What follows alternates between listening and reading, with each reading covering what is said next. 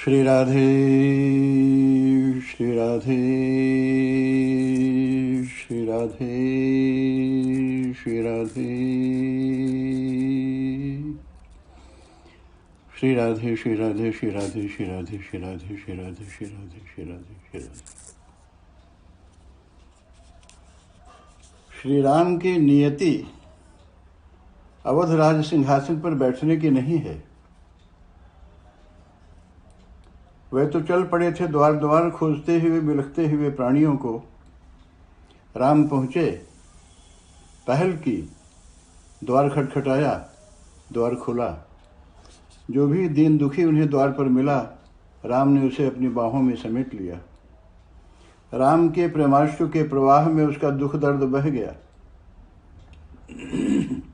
यदि राम प्रतीक्षा करते किसी ऋषि महात्मा के आश्रय में बैठकर कि कोई दुखिया आए उनके पास अपनी फरियाद करे तो राम उसके दुख दूर करें, ऐसा करते राम तो राम राज्य की स्थापना न हो पाती।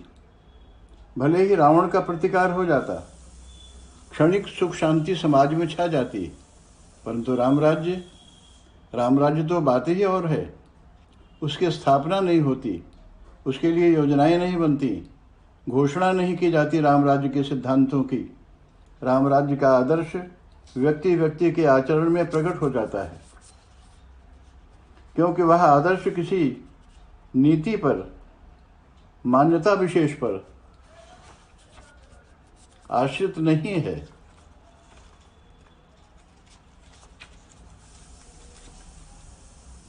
वह तो सहज अभिव्यक्ति है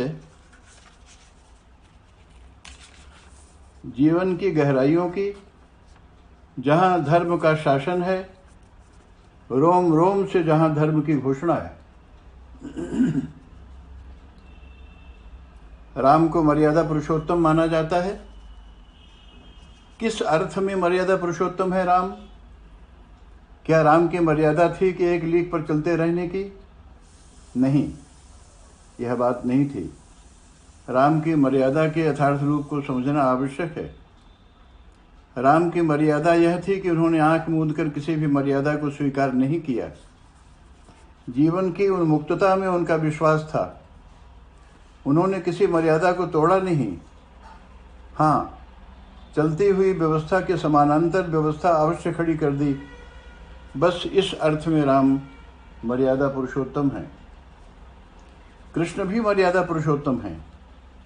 यद्यपि उनका जीवन स्वच्छंद लीलाओं से भरा है, इसलिए भक्तों ने प्रेम से उन्हें लीला पुरुषोत्तम ही माना है, परंतु कृष्ण ने कोई मर्यादा तोड़ी नहीं है।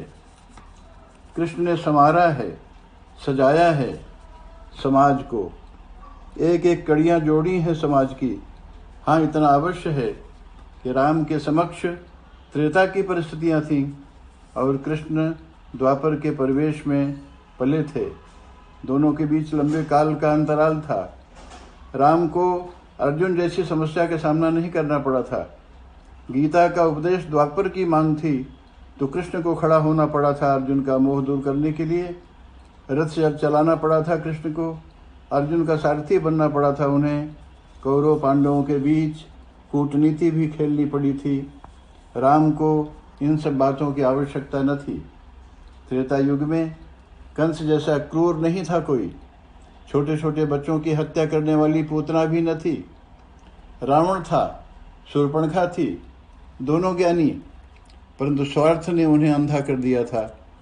वे दूसरों को सुख चैन से नहीं रहने देना चाहते थे। पूतना कृष्ण को मारने आती है और शूर्पणखा राम से विवाह करने। कृष्ण को पूतना से निपटना था और राम को शूर्पणखा से। पूतना मारी जाती है, शूर्पणखा के नाक कान कटते हैं। जो कृष्ण करते हैं वही राम करते हैं। मूलतः कोई अंतर नहीं है।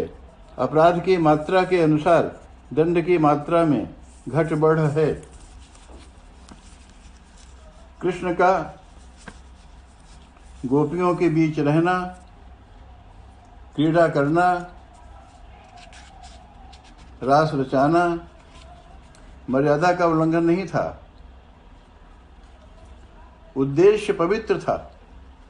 समाज को संकीर्णताओं से ऊपर लाना लक्ष्य था। मोह के कूप से बचाकर प्रेम के सागर तक पहुंचाना था लक्ष्य। संसार से परमात्मा की ओर उन्मुख करना था। इस पवित्र भावना से कृष्ण ने रास किया था, और जब त्याग दिया था रसिया ने ब्रज को, द्वारका चले गए तो ऐसे भूले ब्रज वनिताओं को, माता यशोदा को, नंद को, कि जैसे कभी कोई पहचान ही न रही हो। ब्रजरास में रंगा कन्हैया द्वारकाधीश बन गया। वृंदावन के लता बल्लरियों में बिहरने वाला, गैया चराने वाला कान्हा कहाँ गया? अचानक कैसे खो गया? इतना रवा हुआ भी विराम ले गया। कल्पना में भी यह बात आ सकती थी कभी किसी के कि कृष्ण जैसा ब्रज रस का दीवाना ब्रज रज के बिना भी जी सकेगा, परंतु यह आश्चर्य कृष्ण के जीवन में ही घटित हो सकता है, राम के नहीं। राम तो सीता के बिछोह को बर्दाश्त न कर सके। सीता के वियोग में राम उन्मत्त हो उठते हैं, संतुलन खो बैठते हैं। लता पत्रों, पुष्प, पशु पक्षियों से भी खोई हुई सीता का पता पूछना, बिलखना और रोना। परंतु कृष्ण के आंखों में आंसू कहाँ?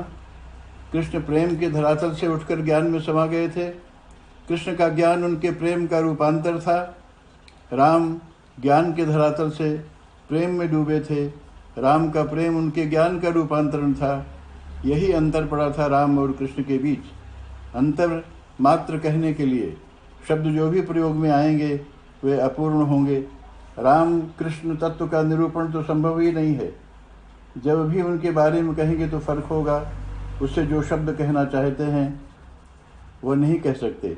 इस प्रकार यह सिद्ध है कि कृष्ण भी मर्यादा पुरुषोत्तम हैं, राम तो है ही।